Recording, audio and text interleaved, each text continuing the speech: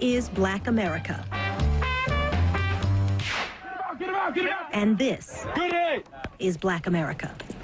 I'm very aware and conscious of my color in society. Bertram Lee is a freshman at Haverford College in Haverford, Pennsylvania. Tuition is $38,000 a year. The school boasts 4 Nobel laureates, and students play croquet on manicured lawns. In a student body of nearly 1,200, there are 98 blacks. Even in this idyllic setting, Lee feels the tensions of race in America.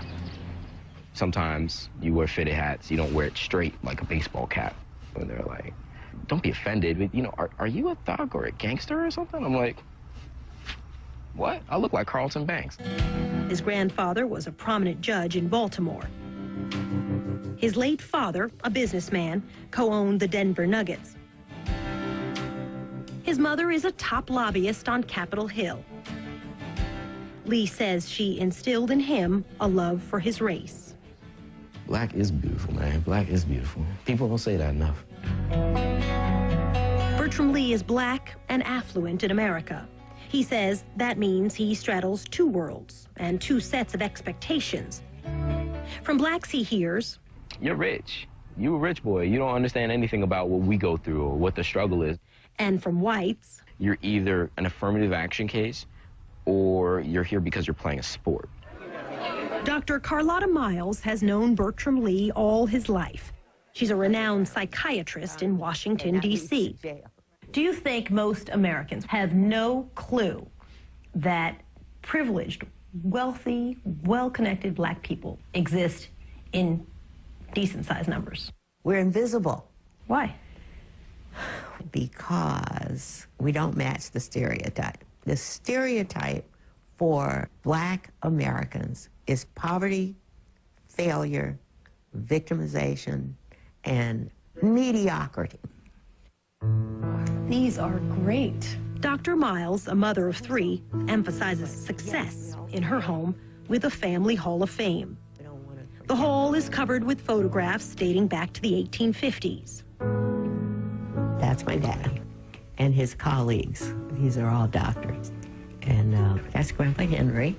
Basically made a fortune before the Civil War.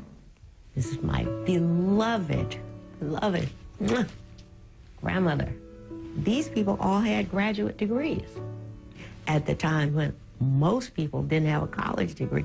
Achievements made despite the racism that existed then and now. This was our 23rd year. 23 years ago, Dr. Miles created the Tuxedo Ball. Actually, this tells. Well, it's so nice to see you again. A place for privileged black children to mingle and make professional connections. Bertram Lee believes it will help his future political career. You could find yourself a job, an internship, opportunity, advice. You're talking to people who generally are amazing at what they do. They're successful. It's so hard to find that, especially like being out in the world. You have to be black and you have to be wealthy. You don't have to be wealthy. You just have to be a part of the group. Affairs like these exclude many, says Darren Walker, a vice president at the Rockefeller Foundation. He spent his career studying race. Many people in the African-American community react angrily because one part of our community seems quite comfortable adopting the exclusive practices of the majority community that for many years kept us out. I don't think the tuxedo ball should be vilified. It's doing something for the privileged children whom people think don't need anything.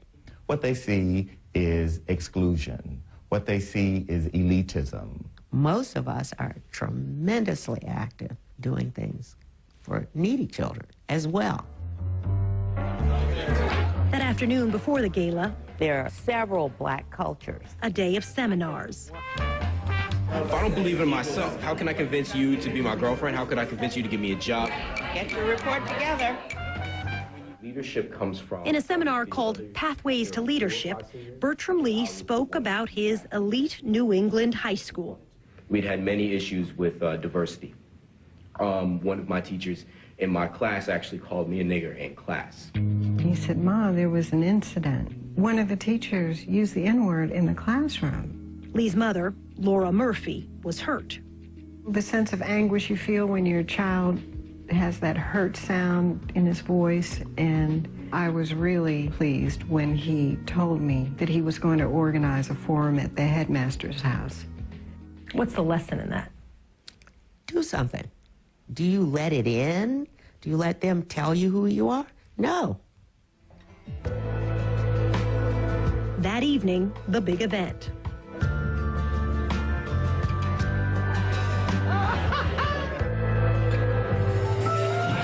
It's a magical night with historic precedents. From W.E.B. Du Bois at the 1910 Midwinter Assembly to Carlotta Buffy Gordon, now known as Dr. Miles. Affluent blacks have been passing on the legacy of success for well over 100 years. What the Tuxedo Ball reminds me personally is that you cannot settle for mediocrity. We mobilize our kids to go out and make a difference. My idea of blackness may not be what society says or what other people say blackness is. I can't help that I was born in the place that I was born in. I can only hope to make the world a better place from that.